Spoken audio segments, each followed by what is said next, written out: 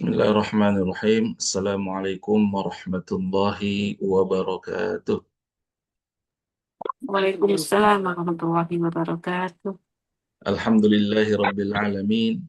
Alhamdulillahilladzi an'ama alaina bi ni'matil iman wal islam wal ihsan. Asyhadu an la ilaha illallah wahdahu la syarika lah wa asyhadu anna Muhammadan abduhu wa rasuluh. Allahumma salli wa sallim wa barik ala sayyidina Muhammadin wa ala alihi wa ashabihi wa man tabi'ahum bi ihsanin ila yaumiddin. Alhamdulillah, bersyukur kepada Allah Subhanahu wa taala atas segala karunia yang diberikan kepada kita. Yang utama dan paling utama adalah karunia nikmat iman, iman Islam, ihsan kepada kita semuanya. Karunia ketaatan kepada Allah Subhanahu wa taala, menjalankan perintahnya dan menjauhi larangannya. Salawat dan salam kepada junjungan kita Nabi besar Muhammad sallallahu alaihi wasallam. Semoga kita senantiasa bisa diberikan kemampuan, kekuatan menjalani, mengikuti sunnah-sunnah Nabi sallallahu alaihi wasallam. Ikhwatal iman, Bapak Ibu yang dirahmati Allah Subhanahu wa taala, saya doakan semoga semuanya dalam keadaan sehat walafiat, dalam lindungan Allah, dalam penjagaan sempurna dari Allah Subhanahu wa taala. Amin amin ya Allah amin ya rabbal alamin. Alhamdulillah, pada hari ini kita dijumpakan kembali dalam rangka melanjutkan kajian subuh dari kitab Riyadhus Shalihin karya Al-Imam An-Nawawi rahimahullah taala. Semoga kebaikan, pahala mengalir kepada al-muallif hadal kitab, pengarang buku ini, Imam An-Nawawi insyaallah. Dan pada hari ini insyaallah kita masuk ke bab 17. Ya, bab ke-17 dari kitab Riyadhus Shalihin, yaitu bab fi wujubil inqiyad li hukmillah wa ma yaquluhu min man du'iya ila dhalika wa umira bima'rufin aw nuhiya an munkar. Bab ini menjelaskan tentang kewajiban mengikuti hukum Allah dan apa yang diucapkan oleh orang yang diajak, apa yang diucapkan, kalimat apa yang diucapkan oleh orang yang diajak mengikuti hukum Allah, ya, dan yang diperintah berbuat kebaikan atau dilarang berbuat keburukan. Apa kalimat yang mereka ucapkan bagi orang yang diajak mengikuti hukum Allah?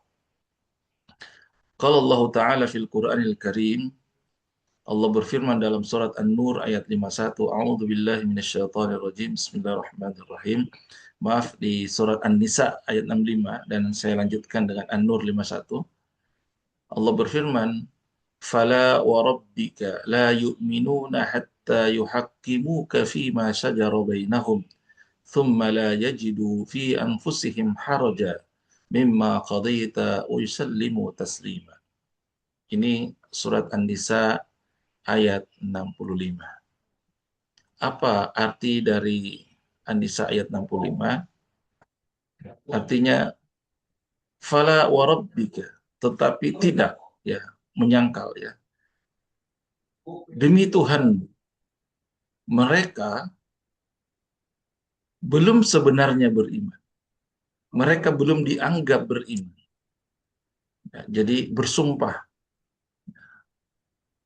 demi Tuhan, mereka belum dianggap beriman, belum benar-benar beriman. Hatta, sampai benar-benar, sebelum mereka, atau hatta sebelum mereka yuhakkimuka fima syajara bainahum, sebelum mereka meminta keputusan kepadamu tentang perkara-perkara yang mereka perselisihkan.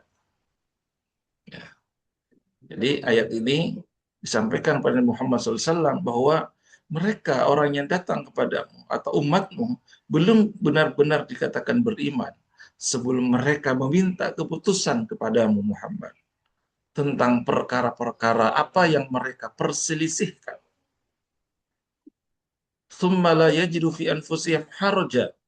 Kemudian mereka tidak menaruh keberatan dalam hatinya. Jadi tidak ada keberatan, tidak ada rasa eh, berat hati untuk mengikuti perintah Allah atau menjauhi larangan Allah Subhanahu wa taala. La yajidu fi anfusihim harajan, tidak ada alasan, tidak ada keberatan, tidak ada komplain. Mimma qadaita wa yusallimu taslima. Ya, tidak ada keberatan dalam hatinya terhadap putusan yang engkau berikan itu, dan mereka tunduk dengan penyerahan yang bulat. Ya. An-Nisa ayat 65. Jadi orang beriman itu adalah mereka yang menerima apa yang diputuskan Allah dalam Al-Quran, ya. Apa yang diputuskan oleh Nabi SAW di dalam hadis. Dan mereka apabila berselisih, mereka datang kepada Nabi untuk meminta keputusan. Itu ya, dalam surat An-Nur, maaf, An-Nisa ayat 65.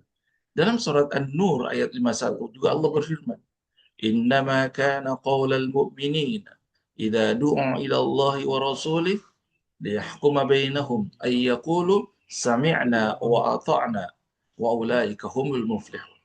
Apa yang sepatutnya mereka ucapkan ketika mereka diajak, mereka diseru, mereka diperintah, ya, turun perintah kepada mereka, keputusan dari Allah tentang satu perkara, satu hukum. Apa yang diucapkan oleh orang-orang beriman, ya, dalam An-Nur ayat 51, sesungguhnya ucapan kaum mukminin apabila mereka diseru kepada jalan Allah dan Rasulnya untuk memberikan hukum di antara mereka itu, maka mereka akan mengatakan sami'na wa ata'na. Kita semua mendengarkan dan mentaati. Kami dengar, kami taat. Ulaika humul muflihun. Mereka itulah orang-orang yang berbahagia. Ikhwatal iman yang dirahmati Allah Subhanahu wa taala.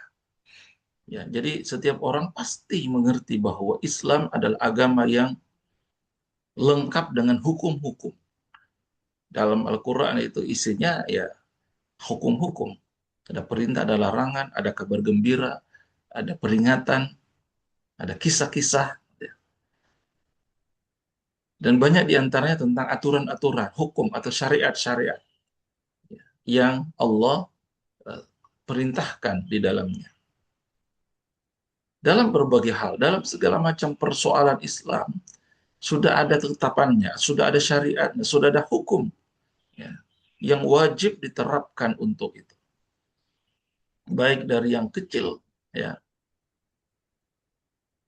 misalkan dalam bagaimana kita bercari teman, bergaul, berkeluarga, berumah tangga, sampai hal yang tentang negara dan semuanya ada.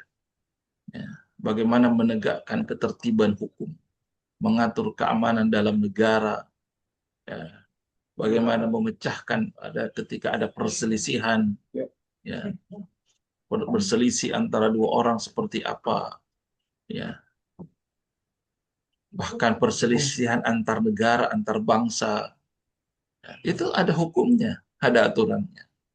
Jadi kita sebagai umat Islam, ya, yang mengikrarkan diri beragama Islam, mengaku beriman, maka kita berkewajiban mengamalkan ahkamullah, hukum-hukum itu tanpa membantah sama sekali.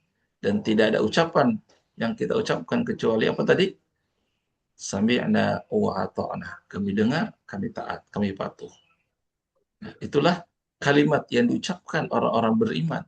Ya, ya, itulah kalimat yang disampaikan, diikrarkan sebagai kalimat kepatuhan atas hukum yang Allah berikan. Tidak ada bantahan sama sekali. Ya, kalau itu benar-benar nyata, kalau itu benar-benar adalah hukum dari Allah dan Rasulullah Sallallahu Alaihi Wasallam, bukan semata-mata dibuat-buat oleh manusia, direkayasa oleh manusia dan sebagainya, tapi itu benar dari Allah dan Rasulnya, maka innama qala mu'minun apa sami'na wa ata'na. Ikhwatal iman yang dirahmati Allah Subhanahu wa taala. Ada sebuah kisah menarik, ya, tentang uh, surat Al-Ahzab yang diturunkan, ya, surat Al-Ahzab ayat 36, ya, itu ada apa namanya, ayat dalam surat Al-Ahzab. Allah Subhanahu wa taala berfirman, Bismillahirrahmanirrahim, "Wa ma kana qaulal mu'minin." Maaf. "Wa ma kana lil mu'minin wala mu'minatin idza qada Allahu wa rasuluhu amran ay yakuna lahumul khiyaratu min amrihim wa may ya'sillaha wa rasulahu faqad dhalla dhalalan mubina." Faqad dhalla dhalalan mubina. Apa makna daripada ayat ini? Ya, tidaklah pantas bagi mukmin dan mukminat, laki-laki mukmin dan perempuan mukmin, apabila Allah dan Rasul-Nya telah menetapkan satu ketentuan, akan ada pilihan yang lain bagi mereka tentang urusan mereka itu. Siapa yang mendurhakai Allah, maksiat kepada Allah, maksudnya diperintah tapi dia tidak menjalankannya, ya, durhaka pada Allah dan Rasul-Nya, maka sungguh dia sudah tersesat pada kesesatan yang nyata. Nauzubillah. Jadi ketaatan kita sebagai orang yang beriman kepada Allah tidak cukup dibuktikan dengan hanya sekedar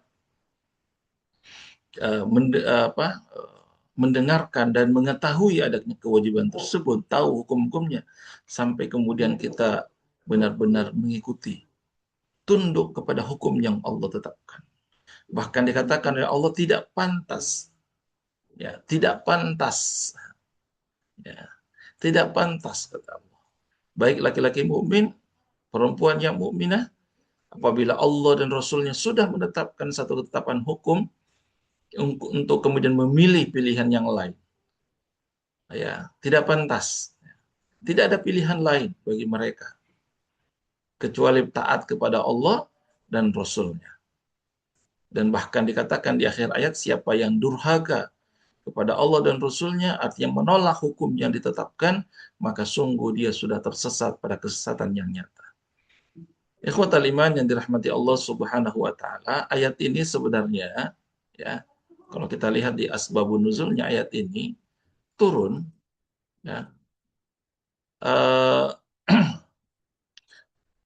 ayat ini turun ketika kisahnya siapa namanya, Zaid. Jadi Rasulullah itu punya apa namanya, apa sih, ketika itu masih dibolehkan anak, apa sih namanya itu, anak apa ya bahasa Indonesianya. Jadi Zaid bin Harisa yaitu bukan anak angkat untuk saya, ya. Dan kemudian saat itu Rasulullah ingin menikahkan Zaid bin Harisa, ya, dengan Zainab binti Jahash, ya. Zainab binti Jahash. Jadi Zainab binti Jahash tentu orang tuanya adalah orang terpandang, dari keluarga terpandang di kalangan kaum Quraisy, ya, gitu ya. Uh, Termasuk masih keturunan daripada cucu daripada apa ya, Abdul Muthalib, ya. Jadi Rasulullah datang kepada Zainab melamar, ya. Awalnya Zainab ini mengira bahwa Rasulullah datang melamar untuk dirinya, tapi ternyata Rasulullah datang melamar Zainab itu untuk dinikahkan dengan Zaid bin Harithah. Ya, anak angkat Nabi tadi itu, Zaid bin Harithah ini dulunya adalah budak yang dimerdekakan, ya. Lalu kemudian setelah merdeka dia diangkat oleh Rasulullah sebagai anak, ya. Dan saat itu ketika Zainab tahu bahwa ternyata Rasulullah melamar untuk Zaid bin Harithah, kemudian Zainab dan keluarganya menolak lamaran itu karena dianggap, ya, status sosialnya, ya, tidak setara. Status sosialnya tidak tepat, tidak setara. Nah, padahal itu Rasulullah sendiri yang melamar, gitu ya. Nah, setelah turun ayat ini, ya, kemudian sebagai teguran lah, ya, Al-Ahzab ayat 36 sebagai teguran kepada Zainab dan keluarganya bahwa tidak pantas bagi mukmin dan mukminat apabila Allah dan Rasul-Nya telah menetapkan satu ketentuan. Ada pilihan lain bagi mereka tentang urusan itu. Dalam hal ini urusan tadi, perjodohan yang Rasulullah sudah lakukan, sudah putuskan. Ya. Maka sebagai seorang mukminah Zainab binti Jahash ya akhirnya apa yang terjadi setelah mendengarkan ada ayat yang turun terkait hal tersebut ya eh, lalu kemudian tentu saja Zainab menerima lamaran Rasulullah meskipun memang terpaksa awalnya ya hati terpaksa ya. Artinya ayat ini menegaskan bahwa status sosial tidak menjadi tolak ukur kedudukan seseorang di mata Allah. Allah sudah putuskan, Rasulullah sudah memutuskan. Artinya memang di mata Allah itu tidak menjadi ukuran namanya status sosial. Bahkan kedudukan dan keutamaan seseorang di mata Allah itu ditentukan karena ketakwaannya, ketaatannya kepada Allah. Ya. Maka dikatakan bahwa ingat wahai Nabi, ketika engkau ya Nabi Muhammad ya beberapa kali berkata kepada Zaid bin Harithah, dia telah diberikan nikmat oleh Allah berupa hidayah Islam, memeluk agama Islam. Lalu kemudian engkau juga telah beri nikmat kepadanya, yaitu berupa kemerdekaan, dimerdekakan, diangkat pula menjadi anak. Ya. Maka dikatakan pertahankanlah istrimu, wahai Sa'id. Ya. Zainab binti Jahsh, jangan kau ceraikan dia. Ya. Ini apa namanya kepada Zaid ya, pertahankan dia istrimu dan jangan kau ceraikan. Bertakwalah kepada Allah dan bersabarlah menjadi pernikahanmu meskipun istrimu itu tidak menghormatimu karena tadi kan terpaksa. Meskipun dia kurang taat kepadamu, pertahankan karena ini perintah Allah. Ya. Allah mengatur uh, ini semuanya lewat Nabi Muhammad tentu saja. Ya. Lalu kemudian Nabi langsung memberikan nasihat kepada Zaid akan apa yang Allah putuskan lewat ayat tersebut. Nasihati Zaid, wahai Muhammad. Ya. Meskipun dalam hatimu, meskipun dalam hati istrimu ada sebuah keterpaksaan, tapi pertahankanlah. Ini keputusan Allah. Ya. Kenapa? Karena Allah yang lebih berhak untuk dipatuhi, ditaati. Ya. Meskipun pada akhirnya kemudian ternyata Zaid tidak mampu mempertahankan pernikahannya sesuai apa yang disarankan oleh Nabi Shallallahu Alaihi Wasallam. Ya, tapi dia sudah menjalankan perintah Allah, sudah menjalankan perintah Allah. Maka pada akhirnya ketika Zaid bin Harithah telah ya, mengakhiri apa tadi memutuskan untuk kemudian pisah dengan istrinya, ya menceraikannya dan kemudian sudah sampai masa iddah istrinya tersebut, lalu kemudian ya Allah apa kemudian dinikahkanlah kemudian uh, siapa Zainab binti Jahsh ini dengan siapa Rasulullah Sallallahu Alaihi Wasallam. Dan itu tentu saja tidak ada keberatan dan kemudian eh, sebagai penegasan juga bahwa ya tidak ada perasaan berdosa bagi orang mukmin untuk menikahi apa namanya istri dari bekas anak angkat mereka. Ya, tapi syaratnya tadi sudah menyelesaikan, benar-benar sudah talak, sudah masa iddahnya sudah selesai. Ya, dan itu adalah ketetapan, ketentuan dari Allah Subhanahu wa taala. Wallahu a'lam bishawab. Nah, apa yang dijelaskan di sini tidak lain menjelaskan tentang bagaimana kita wajib mentaati hukum-hukum Allah Subhanahu wa taala apabila sudah ditetapkan. Ya. Ya, ikhwatal iman yang rahmati Allah Subhanahu wa taala. Ada sebuah hadis dari Nabi sallallahu alaihi wasallam an Abi Hurairah radhiyallahu anhu qala lamma nazalat ala Rasulullah sallallahu alaihi wasallam ketika ada satu ayat yang turun kepada Nabi SAW, yaitu lillahi ma fis samawati wa ma fil ard wa in tubdu ma fi anfusikum aw tukhfuhu yuhasibukum bihillah. Ya, al-ayat di surat Al-Baqarah ayat 283. Nah, ketika ayat ini turun, kemudian istadda dzalika ala ashabi Rasulullah sallallahu alaihi wasallam. Eh, Ketika ayat ini turun, ikhwatal iman, eh, lillahi ma saya artikan dulu, lillahi ma fis samawati wa ma fil ard. Bagi Allah adalah apa yang ada di langit dan di bumi. Ya, lillahi ma fis samawati wa ma fil ard. Wa in tubdu ma fi anfusikum aw tukhfuhu yuhasibukum bihillah. Ya, jika engkau semua terangkan, tubdu, jelaskan, terangkan atau zohirkan, ya tidak disembunyikan, apa yang ada dalam hatimu, atau jika engkau semua sembunyikan itu, sesungguhnya Allah akan memperhitungkan semuanya. Jadi tidak ada yang tersembunyi di hadapan Allah. Mau dilakukan dengan terang-terangan ataupun disembunyi-sembunyi. Semuanya jelas di hadapan Allah. Ya, Allah akan memperhitungkan, yuhasibukum. Allah akan hisab semuanya. Ya. Nah, kalau ayat ini turun, ya, hal yang sedemikian tadi, yang tadi merasa berat, ya, sesuatu yang dirasa berat dilakukan oleh para sahabat Nabi, ya, gitu ya. Atau setelah ayat ini kemudian para sahabat mendengarnya dan mereka merasa kok berat ya, amat berat ya.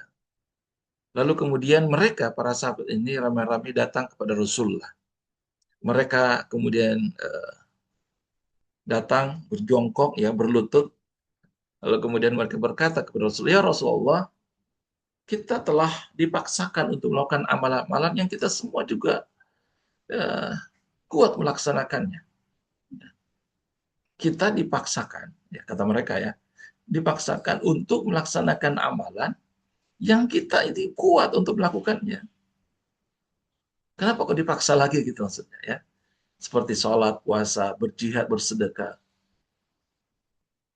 Tetapi kini telah diturunkan kepada Anda Rasulullah sebuah ayat dan kita rasanya tidak kuat melaksanakannya. Justru setelah turunnya ayat, kok rasanya tidak kuat melaksanakannya. Lalu Rasulullah SAW kemudian bersabda, apakah kalian semua akan datang untuk mengatakan bahwa, ya, atau apakah kalian datang untuk mengatakan seperti yang dikatakan oleh Ahlul Kitab, yaitu Nasrani dan Yahudi, sebelum kalian? Apa kata mereka ketika datang perintah Allah, ya, sami'na wa asoina. Yahudi dan Nasrani ketika datang perintah Allah, ketika datang aturan Allah, hukum Allah, apa yang mereka katakan? Sami'na wa asoina. Kami mendengar, tapi kami menyalahi. Kami tidak mentaati. Nggak boleh seperti itu. Ya. Justru orang beriman itu ketika datang perintah Allah, datang ayat Allah, kalimatnya apa? Sami'na wa ata'na. Kami dengar, kami taat. Ya. Kita mohon pengampunan kepada Allah. Karena itu kemudian ayat berikutnya, ya, ya, eh, Kulu, katakanlah, kata Nabi, sami'na wa ta'ana. Kami dengar, kami gufronaka rabbana wa ilaikal masir. Gufronaka rabbana wa ilaikal masir. Ya. Nah, ikhwatal iman yang dirahmati Allah subhanahu wa ta'ala. Apa artinya gufronaka? Ya, ya kami mohon ampun kepada Allah, ya, dan maksudnya mohonkan pengampunan kepadamu, ya, ya Allah, kami mohon pengampunan kepadamu dan kepadamu lah kami akan kembali. Wa ilaikal masir. Nah, setelah para sahabat Nabi Shallallahu Alaihi Wasallam ini membaca ayat ini, ya, ya, mereka kemudian tidak bisa berkata-kata lagi. Ya, mereka sudah semakin tunduk, semakin faham, semakin taat, tidak bisa lagi berkata-kata apa. Ya, mereka menunjukkan ketaatan. mereka menunjukkan kepatuhan, lalu mereka berkata, amanar rusulu bima unzila ilaihi min rabbih wal mu'minun kullun amana billahi wa malaikatihi wa kutubihi wa rusulihi la nufarriqu baina ahadin min rusulihi wa qalu sami'na wa ata'na ghufranaka rabbana wa ilaikal masir. Ya, jadi tidak ada bantahan lagi, tidak ada penolakan lagi, dan mereka mohon ampun kepada Allah Subhanahu wa taala. Tapi kemudian Allah berikan hiburan, ya, di ayat berikutnya, ya, kalau berat mereka melaksanakannya, ya, atau susah untuk mereka melaksanakannya, Allah kemudian lanjutkan, masih dalam satu hadis ini menjelaskan tentang ayat Allah, lanjutan ayat Al-Baqarah, ya, ayat 286, la yukallifullahu nafsan illa wus'aha laha ma kasabat wa 'alaiha ma iktasabat rabbana la tu'akhidna in nasina aw akhtana. Ya. Lalu kemudian dilanjutkan rabbana wala tahmil 'alaina isran kama hamaltahu 'alal ladzina min qablina. Ya. Rabbana wala tuhammilna ma la taqata lana bi wa'fu 'anna waghfir lana warhamna anta maulana fansurna 'alal qaumil kafirin. Di sela-sela ayat itu, lalu kemudian mereka mengaminkan. Ya, qala na'am. Ya, eh, kemudian Nabi juga mengatakan, na'am, benar, kami melaksanakannya. Qala na'am, benar, kami melaksanakannya. Ya, ikhwatal iman yang dirahmati Allah Subhanahu wa taala, ini di antara bagaimana kita wajib tunduk, wajib patuh kepada apa yang menjadi hukum-hukum Allah, apa yang menjadi perintah-perintah Allah Subhanahu wa taala. Tidak ada pilihan. Di antaranya ketika Allah perintahkan misalnya, ya, dalam Al-Baqarah ayat 186, maaf, 168, Allah berfirman, ya ayuhan nas, ya ayuhan nas, kulu mimma fil ardi halalan thayyiba wa la tattabi'u khutuwatis syaitan innahu lakum aduwwun. Ini perintah Allah. Sebenarnya perintah ini kepada semua manusia, bukan hanya kepada orang Islam, orang mukmin. Ya ayuhan nas, ya, mukhatabnya kepada semua manusia. Apa yang Allah katakan? Kulu mimma fil ardi halalan thayyiba. Makanlah, termasuk minumlah, apa-apa yang ada di muka bumi ini yang halal dan thayyib. Wala tattabi'u khutuwatis syaitan, janganlah engkau ikuti langkah-langkah setan. Ya. Innahu lakum aduwwun mubin, sesungguhnya dia itu adalah musuh yang nyata bagi. Jadi perintah ini kepada semua manusia bahwa makan yang halal dan thayyib. Ya, halal dan thayyib. Jadi kalau sesuatu makanan, minuman, atau barang gunaan, ya, tidak jelas statusnya, syubhat, samar-samar, abu-abu. Ya. Karena dalam hadis lain disebutkan bahwa yang halal itu sudah jelas, yang haram itu jelas. Tapi antar halal dan haram ini gak ada sesuatu yang syubhat, samar-samar. Ya, umurun mutasyabihat, kata Nabi. Adalah perkara yang syubhat, yang samar. Ya. Apalagi zaman sekarang. Zaman sekarang itu sudah banyak campuran. Ya, zatnya halal. Ya. Tapi diolah, ada campuran-campuran zat yang non halal menjadi syubhat. Ya. Sekali lagi, kalau syubhat samar-samar, bagaimana sikap kita? Jangan diambil, jangan dimakan, jangan digunakan. Kenapa? Kata Nabi, karena itu ibarat, kalau penggembala itu ibarat dia menggembala hewan ternak, tapi di antara tanah yang dihalalkan, dibolehkan, dan tanah yang dilarang. Jadi di persimpangan gitu, dekat.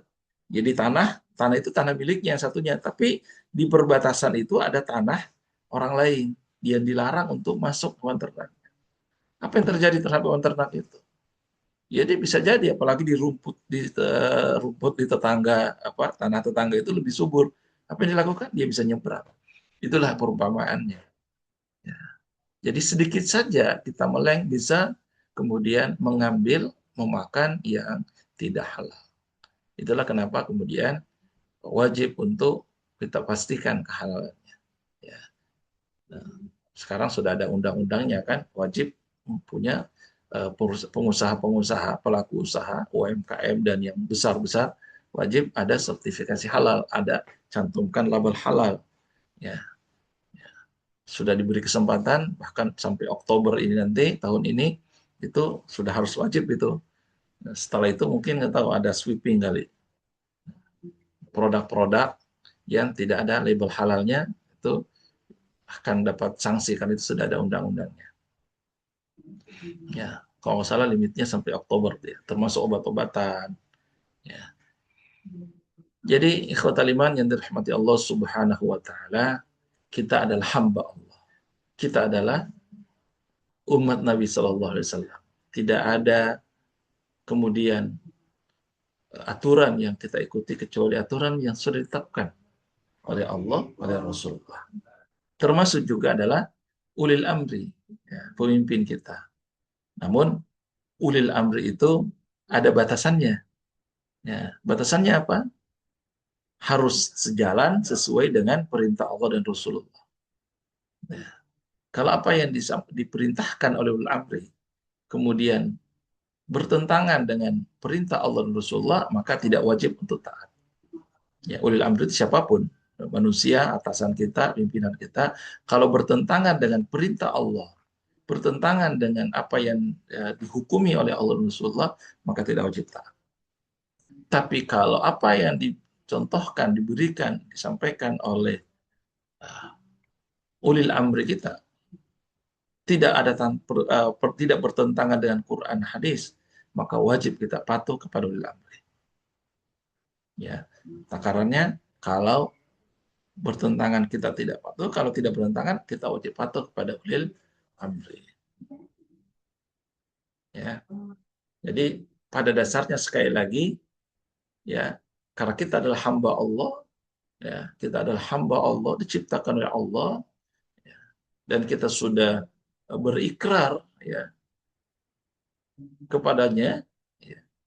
Ketika di alam ruh kita sudah berikrar wa id akhadha rabbuka min bani adama min zuhurihim dzurriyyatahum wa asyhadahum alastu bi rabbikum qalu bala syahidna.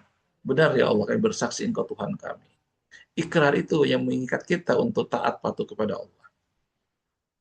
Maka wajib untuk berhukum hanya dengan hukum Allah. Ya. Sudah mutlak. Ya. Hukum Allah itu absolut. Maha suci. Tidak ada kepentingan Allah di situ. Ya. Tidak mengandung cacat kelemahan. Tidak mengandung ketidakadilan. Tidak ada perintah Allah yang mengandung atau yang mengikuti karena hawa nafsu. Ya, tentu beda dengan apabila keputusan atau hukum undang-undang yang dibuat oleh manusia. Terkadang masih ada bercampur. Ya, karena itu hukum yang dibuat manusia itu bisa direvisi. Ya, karena ketika ditetapkannya bisa jadi mengandung kelemahan, ada campur tangan atau ketidakadilan saat itu, kemudian bisa direvisi. Ya, atau tidak sesuai zamannya lagi, maka bisa direvisi. Ya.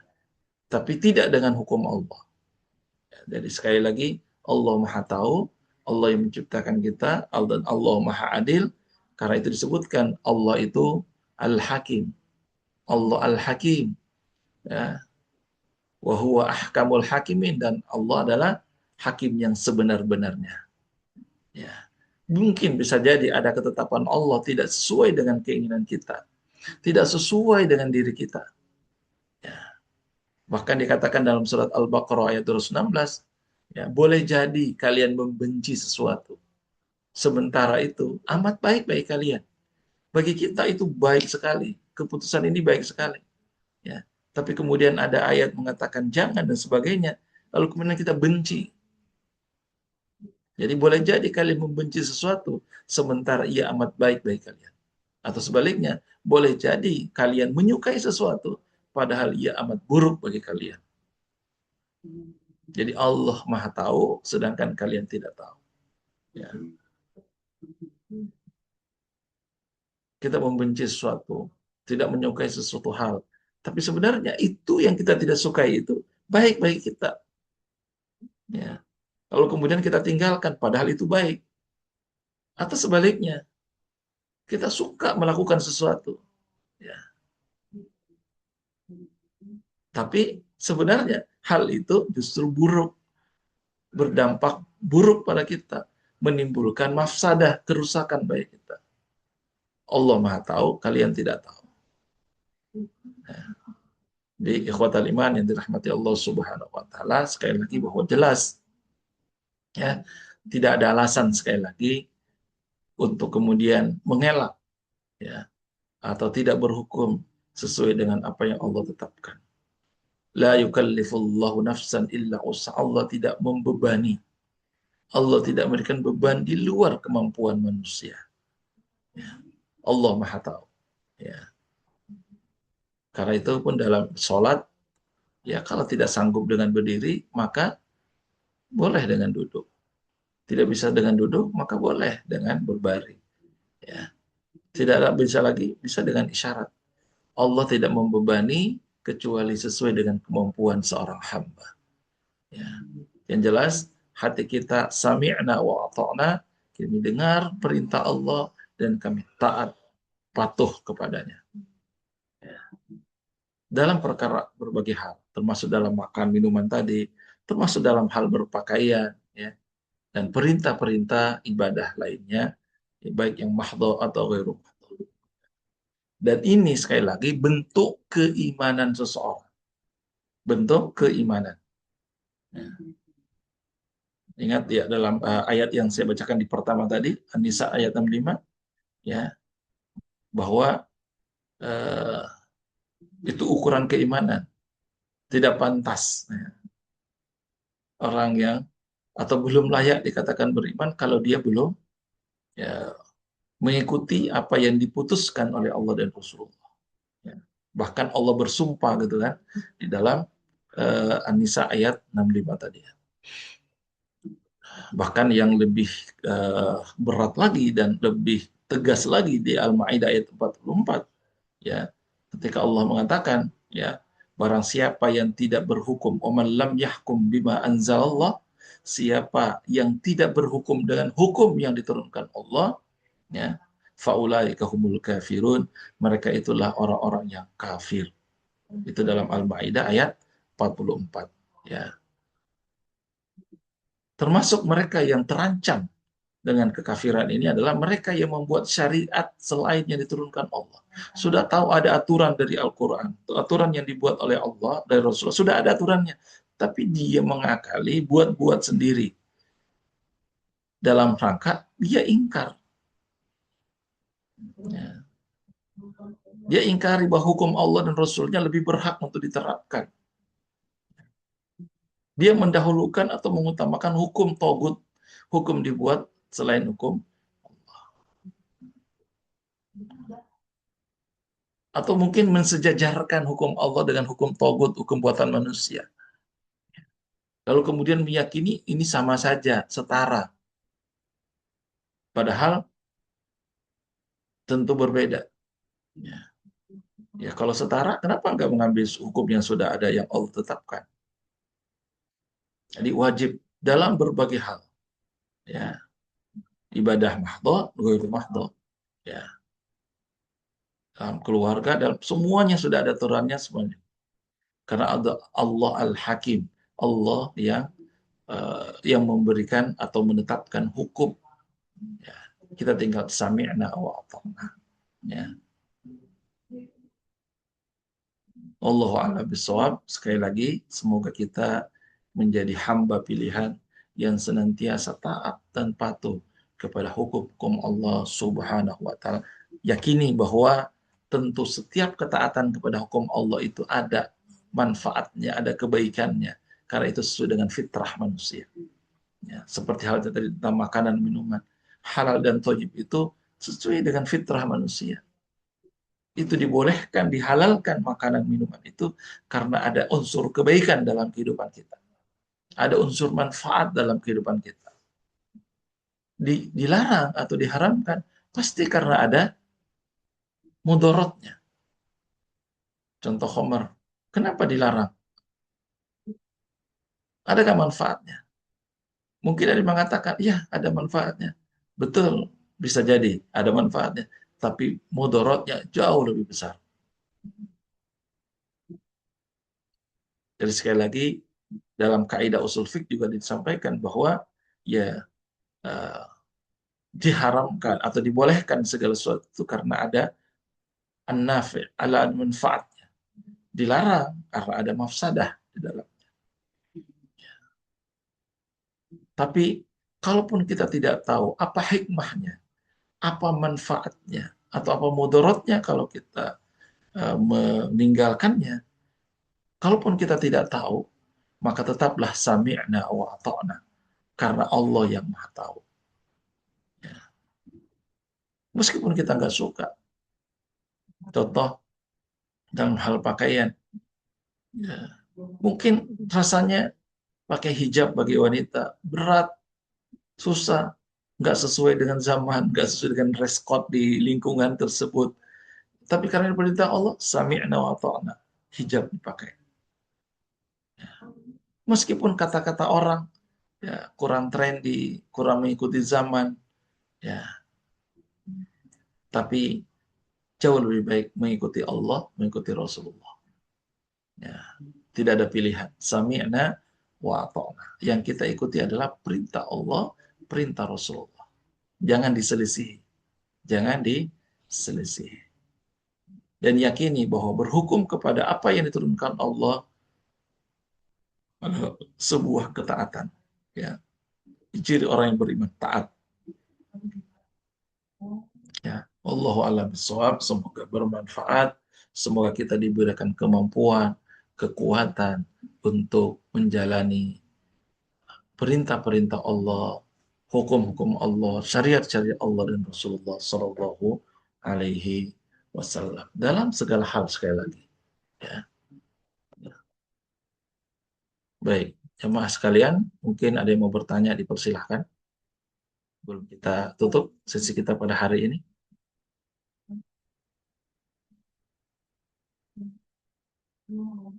Silahkan.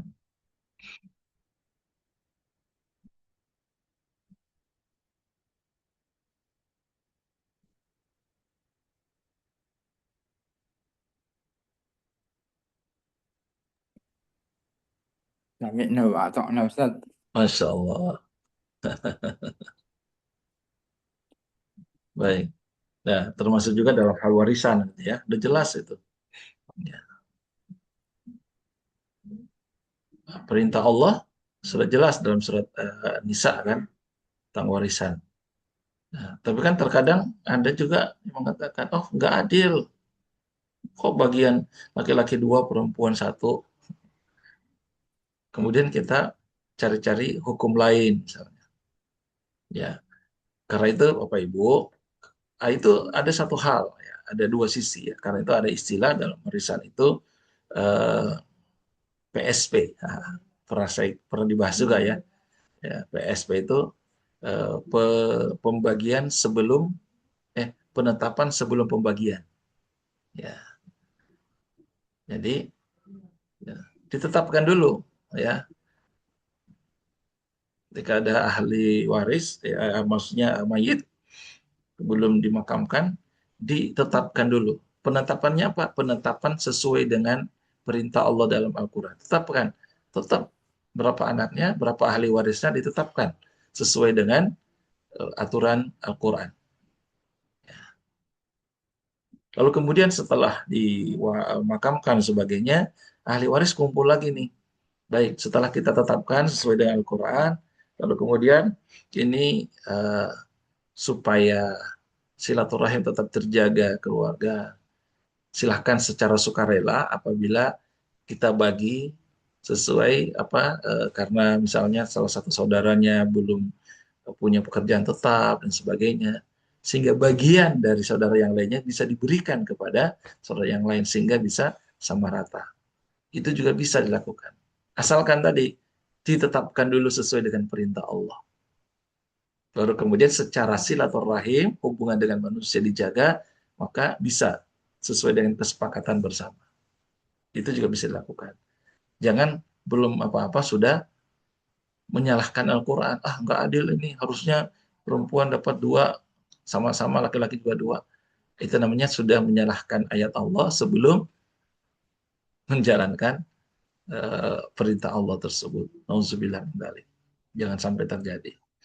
Baik, ikhwatal iman yang dirahmati Allah Subhanahu wa taala, kita akhiri dengan berdoa.